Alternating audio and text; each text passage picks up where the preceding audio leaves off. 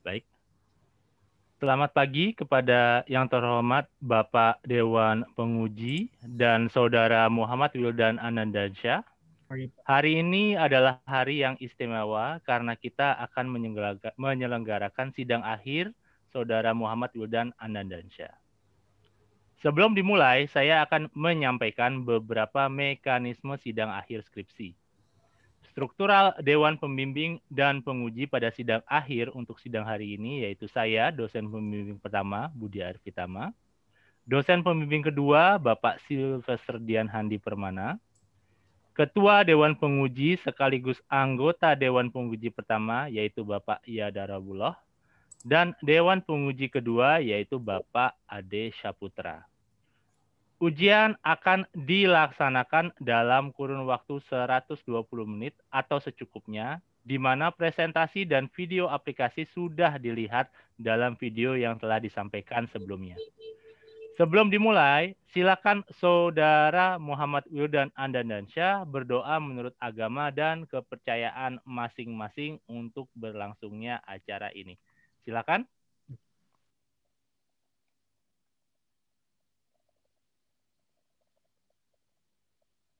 Sudah, Pak. Baik, Saudara Muhammad Wildan Anandansyah, terima kasih sudah mempresentasikan hasil penelitiannya dalam video yang telah disampaikan kepada dosen pembimbing dan Dewan Penguji. Silakan kepada Dewan Penguji untuk dapat bertanya. Kepada Bapak Yadarullah selaku penguji pertama, saya persilahkan Pak. Baik, terima kasih Pak Budi. Assalamualaikum warahmatullahi wabarakatuh. Waalaikumsalam warahmatullahi wabarakatuh. Selamat pagi semuanya. Pak, mohon izin saya diberikan ini untuk bisa share screen. Monggo, Pak.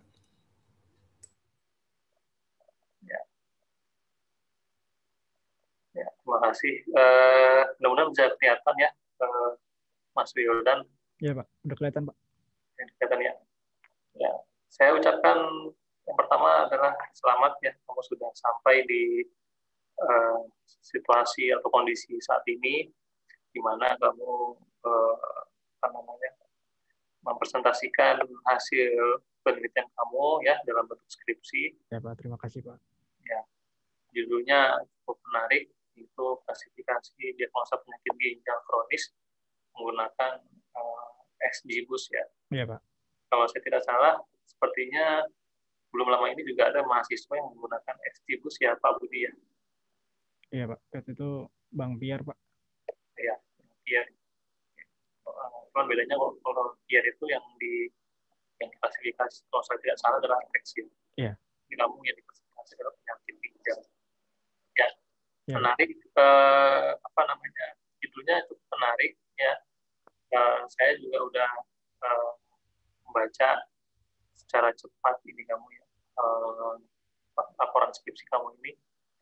Cuma nanti ada beberapa yang sekiranya saya perlu tanyakan gitu ya, saya konfirmasi apakah benar yang kamu lakukan itu dan memang skripsi kamu ini sesuai dengan permasalahan yang kamu angkat gitu ya. Iya, Pak. Oke.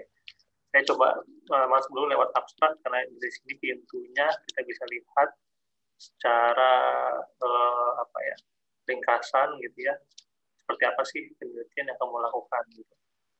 Nah, di sini saya tuh tergelitik dengan kata-kata ini ya, dengan kata-kata negasi namun gejala-gejala dari penyakit ginjal kronis yang timbul masih sulit diketahui oleh tenaga medis gitu ya. Yeah. Nah ini nampaknya ini satu kalimat yang menurut saya tidak nyambung dengan kalimat sebelumnya gitu ya. Sebelumnya kamu bercerita tentang penderita ginjal yang bertambah secara signifikan. Nah, efek pertambahan itu apa gitu ya? Misalnya pertambahan itu adalah timbulnya gejala-gejala penyakit ginjal yang beragam misalnya. Salah satunya adalah penyakit ginjal kronis gitu ya. Ya, Pak. Jadi perlu ada satu kalimat sambung ya yang yang membuat akhirnya kalimat sebelumnya ini ada benang merah dengan kalimat negasi ini. Ya, siap, Pak. Karena bagi para peneliti, kalimat negasi ini adalah sebuah gap ya, sebuah pernyataan betapa pentingnya sebuah riset ini dilakukan gitu. Tapi kalau misalnya kalimat negasi ini tidak ada kaitannya dengan kalimat sebelumnya, maka nanti akan jadi pertanyaan besar gitu ya. Nah ini saya minta tahu nanti kalau misalnya kamu dinyatakan lulus ya dengan revisi ya, ini harus direvisi ya. Ya, Pak. Revisi bagian ini ya, dengan menambahkan kalimat ya, penyambung ya, sehingga negasi ini menjadi jelas. Ya. Ya, Pak. Bisa kasih komentar sedikit terkait ini? Ini sih paling Pak, kenapa saya nulis seperti itu karena gejala-gejala ini kan banyak ya Pak, kayak indikasinya banyak. Nah, terus juga kadang-kadang kebanyakan tuh orang yang ternyata dia ginjal udah rusak gitu kan. Nah, itu masih sulit diketahui karena banyaknya kondisi-kondisi tertentu gitu Pak. Makanya saya tulis seperti itu. Jadi yang sulit mengetahui itu tenaga medis atau masyarakat umum? Dua-duanya sih Pak. Nanti ini akan menjadi ini lagi pertanyaan berikutnya. Kalau masyarakat umum, maka nanti deliver hasil penelitian akan berbeda. Ketika itu ditargetkan untuk tenaga medis. Iya Pak. Jadi bagaimana untuk masyarakat umum atau tenaga medis? Sebenarnya dua-duanya sih Pak. Mungkin kalau masyarakat umum mungkin yang ngerasa kan, nah, tenaga medis ngadu ke konsultasi lah ke tenaga medis, ternyata tenaga medis bilangnya enggak. Ya takutnya seperti itu Pak, karena masih sulit kan teridentifikasi. Nah, kalau misalnya seperti itu, berarti kalimatnya adalah masyarakat umum saat ini ya sulit mengetahui atau sulit mengindikasi gejala penyakit ginjal kronis yang dialaminya, gitu ya. Ada suatu momentum atau kondisi atau pada suatu saat ketika masyarakat berkonsultasi dengan tenaga medis, maka jawaban atau informasi yang diterima itu terkadang tidak akurat atau tidak tepat gitu ya. Nah, sehingga perlu adanya sebuah penelitian untuk dapat mengklasifikasi gejala-gejala yang dialami oleh masyarakat terkait dengan penyakit ginjal kronis. Ya, Pak. Jadi saya paham maksud kamu seperti apa. Cuman penjabaran dalam kalimatnya ini yang menurut saya masih perlu diperbaiki. Gitu. Ya. Ya, Pak. Oke, bagus. Berikutnya, ya. Oke. Berarti kamu ini sebenarnya penelitiannya menggunakan data secondary ya? Iya, secondary dataset, Pak. Oke. Nah, data secondary yang kamu pakai ini, boleh saya tahu, itu sumber datanya dari mana? Dari UCI repository, Pak. Dari University di California gitu. Dan emang itu dibuat dari dokter, dibuat oleh dokter, terus dibuat lagi dengan sama ya orang universitas itu, Pak. Nah, oke. Berarti sebenarnya saya juga nggak tahu ya terkait medis ini ya, terkait bidang medical informatics ini, apakah misalnya ketika kita menggunakan sampel yang ada di Amerika sana, apakah bisa dikatakan itu bisa diadopsi ke Indonesia gitu ya? Yeah. Nah, itu menjadi pertanyaan besar juga. Saya kira nanti harusnya ada suatu pernyataan batasan penelitian di mana karena sampling datanya menggunakan data dari Amerika ya, maka hasil penelitian ini lebih cocok untuk masyarakat di sana gitu ya. Dan ketika misalnya akan diujikan atau apakah cocok untuk orang di Indonesia, ini akan menjadi katakanlah menjadi saran penelitian berikutnya gitu ya. Tapi nanti kita coba lihat di dalam bab. Oke. Bagus. Nah, sebenarnya itu menjadi penekanan ya, untuk lebih ditambahkan lagi penjelasan di bagian sini. Ya, sorry. Di bagian sini nanti dikasih penjelasan tambahan ya. Sampelnya itu diambil dari UCI itu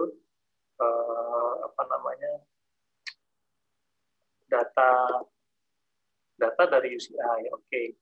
Cuman personanya ya, persona itu orang yang dijadikan sampling oleh UCI itu orang mana gitu. Yeah. Ya, apakah misalnya sebagian besar orang Amerika gitu. Jadi lebih detail. Oh iya, bahwasannya memang ini menggunakan sampling orang-orang Amerika. Karena bisa saja indikasi ginjal kronis di Amerika sana ya bisa saja berbeda dengan yang di Indonesia. Ya. Oke. Ini aja. Terus berikutnya saya coba masuk ke bab 1 gitu ya. Nah, ini yang kemudian saya menjadi pertanyaan besarnya adalah kamu menggunakan latar belakang orang Indonesia, tapi kamu menggunakan sampling orang Amerika. Yang kontraproduktif ya, artinya oke lah kamu menggunakan latar belakang orang Indonesia, namun kenapa kamu tidak mencari data dari Indonesia? Apakah tidak ada data dari Indonesia? Karena saya ini Pak, kan untuk pengujian saja ya Pak. Saya pikir kan karena emang di sini atributnya ini di dalam dataset yang saya gunakan ini adalah yang menurut saya, yang sepemahaman saya itu udah mewakili kayak indikasi penyakit ginjal gitu loh Pak, kayak mungkin darahnya apa kayak sel darah merahnya, sel darah putih seperti itu kan, maksudnya kan itu udah secara umum manusia ada ya Pak. Menurut saya ya dari situ makanya saya untuk sampling aja saya pakai itu ketimbang saya harus nyari lagi yang di Indonesianya. Ya, pertanyaan saya adalah apakah tidak ada tersedia dataset penyakit ginjal kronis di Indonesia? Dan saya itu. Saya sih yang selama saya cari dari awal penelitian sih belum ada Pak. Nggak ada sih yang saya cari. Jadi saya nemunya dari UCI ini. Mungkin kalaupun ada itu data asli dan harus ngambil di rumah sakit Pak. Ya, saya paham. Data medis itu adalah data yang sangat kredensial ya, tidak bisa terbuka begitu saja. Iya. Nah, makanya ini nanti coba kita lihat di dalam batasan masalahnya. Nah, ini yang jadi berikutnya yang harus direvisi ya, di batasan masalah. Nah, karena kamu menggunakan batasan masalah dari UCI, ya coba nanti ditambahkan aja penjelasan yang tadi ya. Samplingnya memang menggunakan persona atau masyarakat dari Amerika. Gitu. Nggak masalah sih sebenarnya. Oke. Berikutnya ini saya kasih komentar ya. Ini jelas. Ada nomor. Nah, kemudian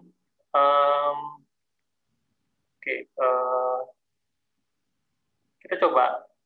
Saya akan skip bab 2 dan bab 3 ya. Kita akan masuk ke bab 4 karena saya kira sudah dibahas di sidang proposal. Nah, di bab 4 ini ada beberapa yang saya cukup tergelitik ya. Kalau dari pembahasan di awal ini sudah oke dengan menyebutkan tools yang kamu gunakan Python versi 37. Kemudian beberapa library existing yang ada di dalam Python kamu gunakan, ada Seaborn, Matplotlib, Skitlearn, Streamlit, XGBoost gitu ya. Ya ini artinya kamu nggak mau create dari awal, kamu menggunakan library yang sudah ada gitu ya. Oke, sebenarnya nggak ada masalah penggunaan tools seperti ini ya. Nah, kemudian kamu juga sudah kasih lihat sumber data yang kamu ambil yaitu dari UCI. Oke, tapi ini juga belum diketahui ini data di tahun keberapa ya. Oh iya. Jadi dikasih aja penjelasan data ini dari tahun berapa sampai tahun berapa gitu ya. Ya sih 2015 sih, cuman saya belum masukin tuh. Oh ini sudah nih. Oh udah. Oh iya. Oh iya. Ya, oke sudah ada tahunnya. Ya, berikutnya ini yang saya jadi pertanyaan. Pertanyaan kritis saya begini.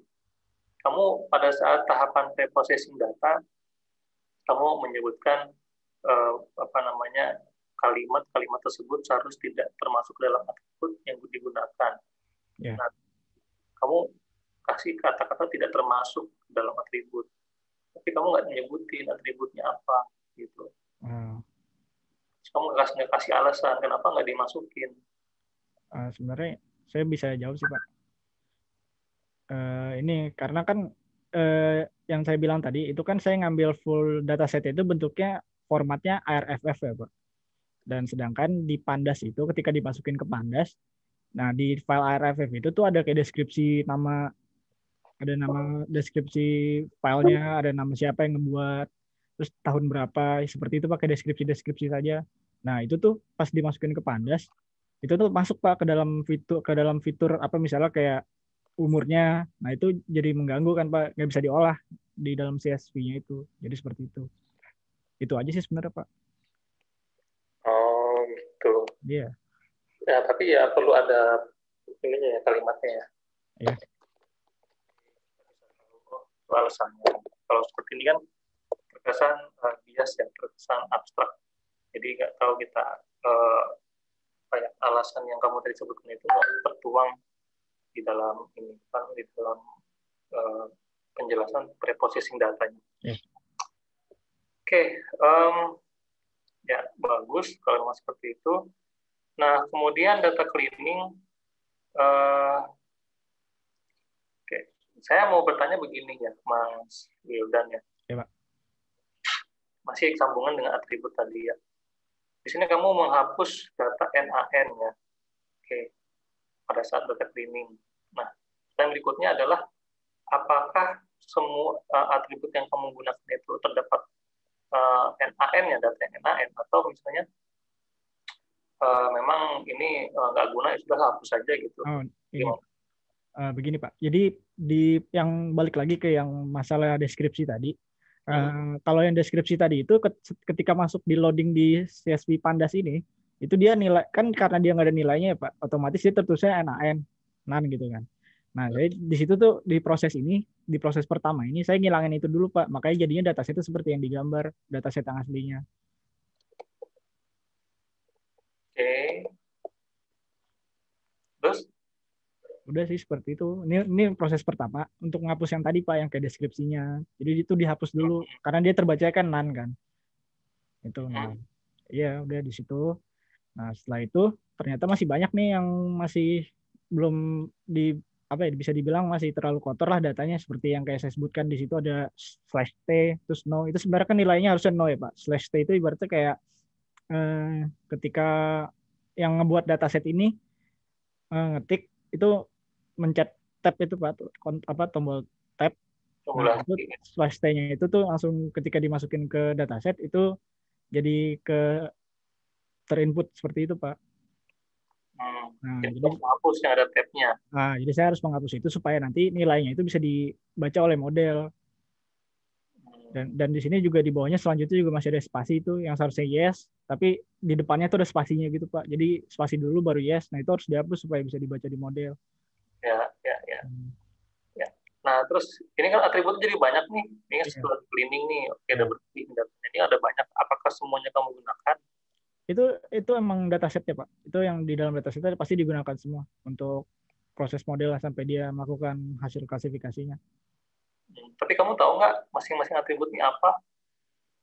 Ada di bab 3 sih Pak, itu kayak H itu kan umur, terus BP itu blood pressure, tekanan darah, terus SG itu sugar, yang kayak gitu-gitu sih Pak.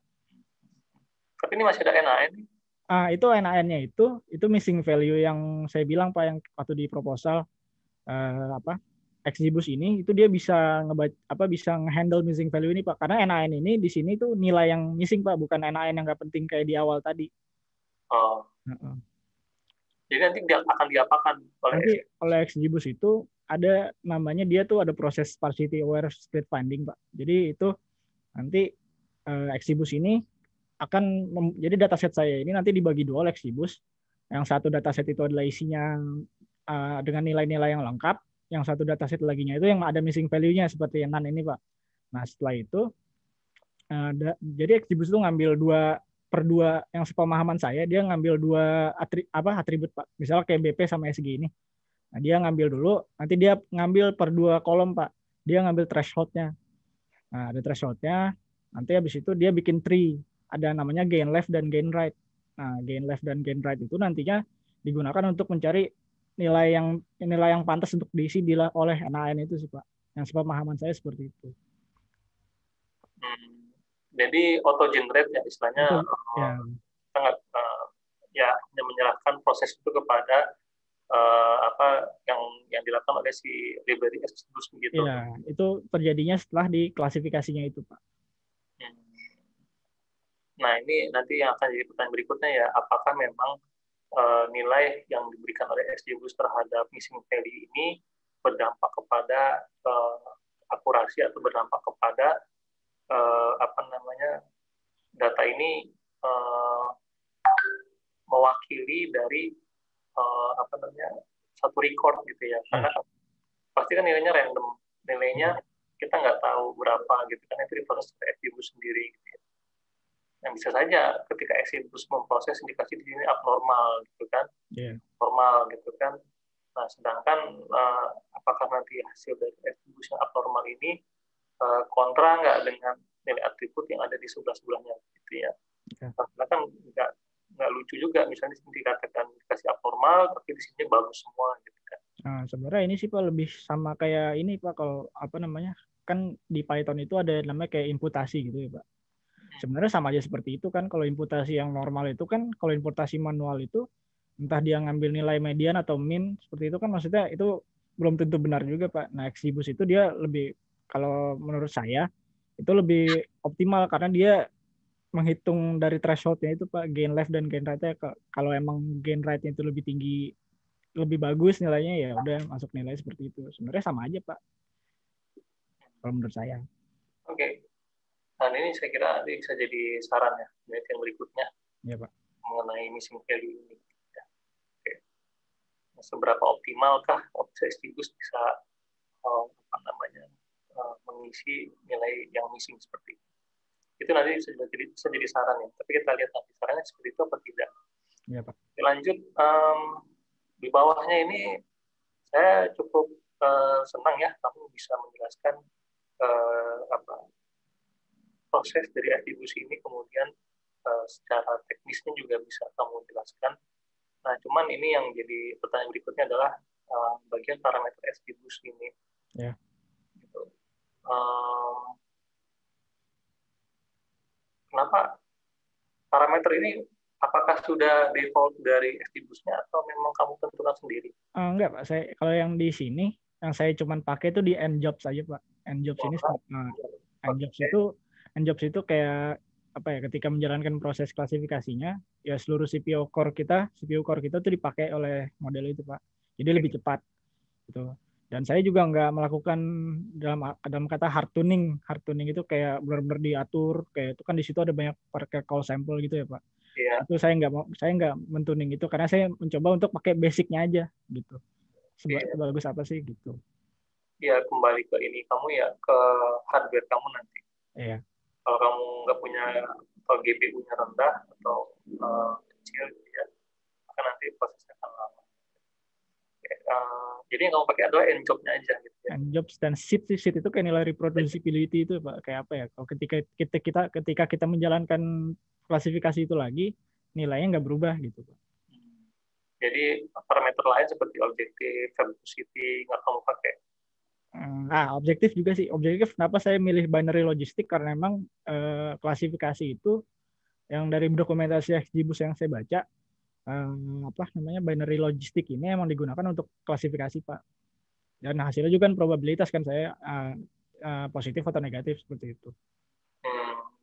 Jadi proses dalam klasifikasinya itu dia harus dari binary logistik ini. Ya, objektifnya dia mencari ya binary itu Pak, yang positif atau negatifnya itu. Yang satu atau nolnya ya. Ya Pak. Oke. Ya. Ini udah lumayan ya. Jadi verbose nggak kamu pakai ya? Verbose tuh lebih ke debugging aja sih Pak, kayak ngelihat apa berapa lama prosesnya, terus kayak apa, ya cuman debugging intinya. Ya. Oke, dari saya cukup itu dulu Pak Budi. Saya rasa ini udah cukup bagus. Saya juga lihat sarannya di bawah cukup bagus. Mungkin nanti bisa dilanjutkan ke uji kedua. Dari saya itu dulu. Terima kasih. Assalamualaikum warahmatullahi wabarakatuh. Terima kasih Pak Yada. Waalaikumsalam. Waalaikumsalam. Baik, terima kasih kepada penguji pertama, kepada Bapak Yada Rubuloh atas pertanyaan-pertanyaan yang sudah disampaikan. Sekarang saya berikan kesempatan untuk penguji kedua, yaitu Bapak Ade Saputra. Saya persilahkan Pak Ade. Baik, terima kasih Pak Budi. Selamat pagi, siang, Wildan. Pak Ade. Sebelumnya saya juga mengucapkan selamat ya. Kamu sudah masuk di tahapan terakhir ya. Ya Pak. Mudah-mudahan lancar saja ya. Amin. Ya tadi dari Pak Yada memang banyak yang masukan yang bisa kamu tambahkan nanti ya. Ya Pak. Karena pun juga nanti kan diberi waktu untuk revisinya kalau nggak salah 2 minggu ya paling lama ya. Jadi mohon nanti segera diperbaiki ya biar cepat selesai. Siapa? Baik, ini saya nggak usah terlalu lama-lama. Saya coba share screen dulu ya, bentar.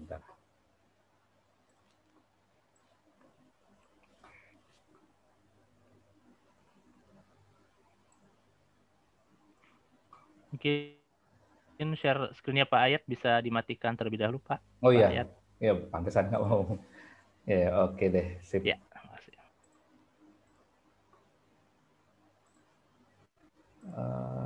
Oke, gimana? Sudah kelihatan? Sudah Pak. Sudah, oke. Langsung kita mulai saja. Oke, yang pertama ya untuk lembaran pengesahan. Jaraknya terlalu jauh ke bawah sih, jadi kamu naikin aja nantinya. Iya Pak. Karena kan ini jadi yang penting itu kan dari statement di atas, namanya juga lembaran pengesahan, langsung nanti bawahnya palingnya spasinya ambil aja ya 18 sih, ya 10 atau 18 lah ya, jadi jangan jauh banget. Ya, ini juga nanti tolong di-adjust ya surat pernyataan keasliannya ini. Jadi kalau bisa aja ya Pak. Iya, kalau bisa ya mendekati ukuran standar font ininya lah ya. Jadi bagus kelihatannya itu aja. Ya, kamu atur lagi ya. Nah, ini juga gitu, ini sama ya. Nanti tolong dinaikin lagi ya, jangan terlalu jauh jaraknya. Ya ini kamu tambahkan saja keterangannya. Ya ini dievaluasi disambung ya. Ini tanda tangan kamu malah belum ada di sini. Belum ada Pak. Ya. Saya pikir nanti pas dijadiin buku itu. Nggak apa-apa, tanda tangan aja langsung. Oh, iya. Kan optimis kan? Optimis Pak. Oke deh. Ya tadi saya sebenarnya lagi ngecek penomoran sih. Bentar, tadi saya ingat kelihatannya tadi ada sekilas apa yang saya salah gitu. Nanti coba kamu cek lagi ya penomorannya ya. Ya paling belum update kali ya Pak. Saya sempat mungkin ada sedikit. tadi pas waktu saya ngecek ada yang ini, cuma lupa tadi ya, di persamaan apa di gambar. Nah, nanti kamu coba cek lagi ya, ada beberapa yang mungkin kamu miss aja sih. Oke Pak. Ya, ini survei bahasa Indonesia yang seharusnya ya kalau misalkan bahasa Inggris sih bisa, cuman kamu harus italic ya. Iya Pak. Ya ini CKD ini singkatan kah? Itu atau cuman ini sih Pak kayak singkatan. Iya singkatan sih bisa dibilang. Ya kalau singkatan nggak perlu di italic. Oh iya. Ya. Kalau singkatan itu banyak, pokoknya nanti CKD kan banyak banget tuh di bawah. Iya. Sama not CKD itu kena singkatan nggak usah di italic sih. Jadi kamu standar aja ya, biasa aja. Terus ya ini KNN pun juga kena singkatan nggak perlu. AUC juga nggak perlu singkatan ya. Masuk lagi ya. Nah ini kan saya ada tanda ini. Lalu setiap apa namanya judul dari suatu kolom itu kamu bold deh. Ya, Pak. Ini juga apa namanya karena ini kan kebanyakan bahasa Inggris kan ya istilah. Iya sih. Itu kamu italic aja ya. Tapi yang singkatannya nggak usah. Yang dalam kurungnya nggak usah. Ya. Nah, itu tadi saya lupa. Saya langsung cepat aja. Ini pun juga ya judul. Nah ini titik-titik ini maksudnya ini ada lanjutan Pak. Maksudnya lanjutan, itu kan ya? Banyak tuh fiturnya, jadi saya nggak mungkin masukin. Tapi nanti di lampiran kok bisa dimasukin ya? Kayaknya ada deh Pak di bawah. Ada ya? Ada ya? Masukin. Tapi full? Full dari dalam aplikasi yang saya buat, itu bisa preview gitu sih. Paling nanti dibuat aja, tambahan aja statementnya di sini lah ya. Ya Pak. Apa namanya untuk jadi kalau misalkan apa namanya rujukan fullnya full gambar di lampirannya. Ya siapa? Lampiran itu buat aja tambah statement aja di paragraf ya. Itu aja. Jadi kan orang kalau mau baca kalau mau lihat kan bisa ya. Iya Pak. Kemudian, nah ini in-text referensinya yang Chen and Gastrin ini ya. Oh, berarti ya udah. Tadi makanya saya pastiin aja ya. Jadi karena nggak ada, karena kemarin saya cepat jadi rupanya ada di bawah ini baru. Jadi ini nggak usah lagi. Iya Pak. Saya hapus aja. Cuman lebih ke kalimat ini aja sih Pak, kayak mengasih tahu kalau ini dibuat oleh mereka tahun segitu. Ya, saya takutnya tadi ini apa namanya kamu kelewatin aja, kelupaan maksudnya. Ternyata ada di bawahnya, saya yang miss. Ini default ini apa nih? Itu yang saya bilang tadi Pak, yang saya sudah jelaskan itu nanti kalau ketika gain left dan gain right sudah diketahui dan nilainya lebih bagus yang right atau left, yaitu nanti Exibus menentukan default itu ke kiri seperti itu. Oke deh, berarti nggak ada masalah situ ya. Sip. Ya ini tolong dibikin bold ya. Ya. Oke.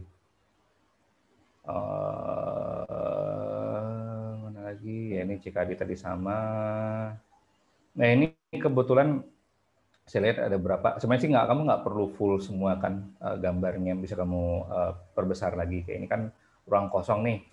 Ya kamu nanti jadi maksudnya biar lebih jelas terlihat aja sih kebaca. Maaf Pak, itu maksudnya itu ruang kosong emang dari Jupyter-nya Pak. Program saya itunya, jadi emang segitu. Ya, maksudnya di pas waktu kamu capture kan kamu capture tuh. Iya, segitunya aja. Kamu adjust aja. Iya. Ya memang kalau screenshot kan emang bawaan dari sananya kan. Iya. Nah, tapi pas waktu masuk ke Word-nya itu kamu adjust aja jadi biar kelihatan lebih besar lagi gitu. Oke, siap. Jadi ya memang PR kamu sih, jadi banyak kamu crop sana sini ya. Iya, siap Pak. Ini soalnya kecil-kecil banget sih apa namanya? Nggak terbaca ya. Nanti tolong di adjust lagi ya.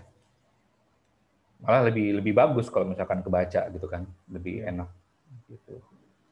Ini juga sama begitu, sama juga. Nah ini bisa nggak ganti yang backgroundnya seperti yang di atas tadi aja biar seragam. Putih aja ya Pak. Iya. Jadi ya sama semua kan source code ini kan sama semua kan, diseragamkan aja ya. Kalau hitam gini kan pertama ya emang sih kamu cetak nanti kan bukan pakai printer sendiri kan. Tapi ya udah nggak apa-apa, kan lebih clean kan kalau misalkan belakang backgroundnya putih, jadi kebaca juga kan mudah. Ya paling itu jadi diseragamkan. Ini juga nih, ini dihapus aja nih. Ini walaupun kamu crop nanti lagi, jadi kamu bisa perbesar lagi ya, jadi lebih kelihatan ya. Capture dari tampilannya ini juga begitu ya dihapus. Misalkan nggak bagus juga kan ada apa namanya, ini kan semuanya scrolling kan. Iya Pak. Itu nggak perlu dihapus aja. Ini juga dibuang juga, ini tinggal diperbesar lagi. Lagi ya, oh ya tadi yang di daftar pustaka. Nah ini biar nggak nyempil dikit nih, dipindahin halaman aja. Ya di page break aja. Page break aja. Jadi kan jelas ya, pas lah itu ya. Ya, Jadi siap. full. Kalau ini jangan potret, bisa nggak di landscape aja nggak? Ini Oh, yang untuk ininya ya, page-nya. lampiran. Iya, ya. Ya, Ya, Pak. yang kira-kira bisa kamu, kan ini pun juga cuma 1 lembar kan. Iya. Jadi kamu buat aja landscape ya. Ini sih Pak yang tadi saya bilang Pak, yang dataset itu. Itu Cuman dia. emang terlalu kecil. Emang Ya di kecil banget landscape sih. aja. Iya. Ya. Khususnya ini karena cuma sebiji doang. Iya. Apa dia aja apa semuanya juga Pak? Ya kalau ada yang lain seperti itu ya disamain aja semua. Oh, ya udah kalau Ya. source code kayak gini nggak masalah kan Pak? Nggak, kok ini nggak apa. Kayak gini. Ini pun juga tadi samain sama yang di atas ya, yang gininya bisa kamu tampil. Ya. Ini kamu kenapa nggak dijadiin, kan ini bisa dapat 2 nih lampiran. Ya kamu pengennya terpisah ya? Beda soalnya. Oh ya. Ya udahlah, ini aja, ini dirapiin aja ya. Ya Pak. Ya, ini dihapus. Kali ini sih udah nggak ada masalah, tinggal ya yang tadi yang di atas ya, yang dibikin landscape aja biar kebaca. Oke? Oke Pak. Dari saya itu aja Pak Budi, terima kasih. Terima kasih Pak Ade. Ya, sama-sama. Oke, baik. Terima kasih kepada Pak Ade Syahputra selaku penguji kedua atas pertanyaannya yang telah disampaikan. Oke, Saudara Muhammad Wildan Anandasya, setelah selesai sesi tanya jawab ini, silakan saudara akan dipindahkan ke waiting room terlebih dahulu. Dewan penguji dan dosen pembimbing akan rapat singkat untuk memutuskan apakah Anda dapat dinyatakan lulus atau tidak beserta nilainya. Silakan Anda standby di sana. Sewaktu-waktu akan kami panggil kembali ke dalam ruangan sidang online ini. Baik. Silakan Saudara Wildan untuk ke waiting room terlebih dahulu. Nanti kita akan rapat. Terima kasih Pak. Tunggu dulu ya. Saya dari berapa tadi kita rapat, nilainya masih digabungin dulu. Ya. Oh iya. Jadi sebelum pengumuman kamu santai-santai dulu ya sambil berdoa. Ya. Karena ya lumayan juga tuh ya dari tadi. Kita dulu kalau begitu saya harus nyiapin ini dulu. Oke, baik. Bisa kita mulai kali ya? Ya. Coba. Sila. Pak Handi sudah bisa di-record? Oh, sudah. Baik. Oke, baik. Saudara Muhammad Wildan Anandasya, sebelum kita mendengarkan hasil keputusan rapat Dewan Penguji dan Pembimbing, ada beberapa syarat yang perlu dilakukan. Saya persilakan kepada dosen pembimbing kedua, yaitu Bapak Sylvester Dian Handi Permana, untuk dapat membacakannya. Pada Pak Handi, saya persilakan. Baik, terima kasih Bapak Budi Arifitama.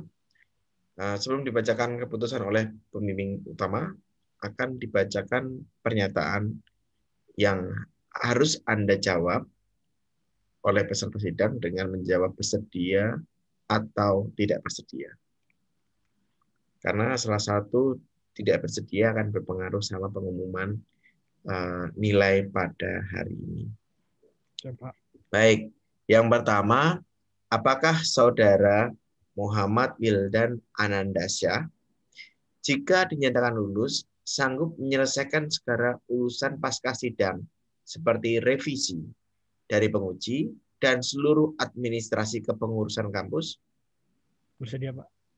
Ya, terima kasih. Yang kedua, apakah saudara Muhammad Wildan Anandasya, jika dinyatakan lulus, sanggup menyelesaikan kewajibannya, yaitu mempublikasikan artikel ilmiah di jurnal internasional atau konferensi internasional? Bersedia, Pak. Baik. Apakah saudara Muhammad Wildan Anandasya, jika dinyatakan lulus, sanggup menulis artikel untuk berita yang akan dimuat ke media massa? Bersedia, Pak. Baik.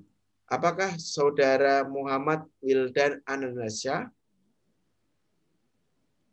jika dinyatakan lulus, bersedia mengikuti rangkaian yudisium hingga wisuda?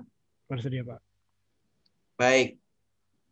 Terima kasih atas jawaban saudara Muhammad Wildan Anandasya. Ini waktunya mendengarkan keputusan hasil sidang yang akan dibacakan oleh pembimbing utama. Silakan Pak Budi, silakan.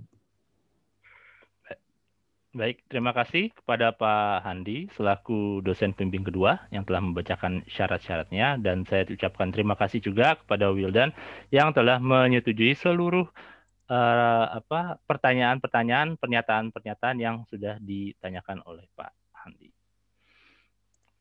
Oke, Saudara Muhammad Wildan Anandansyah, berdasarkan rapat Dewan Penguji, maka kami memutuskan bahwa skripsi dengan judul klasifikasi diagnosa penyakit ginjal kronis menggunakan extreme gradient boosting dalam kurung SG-Boost dinyatakan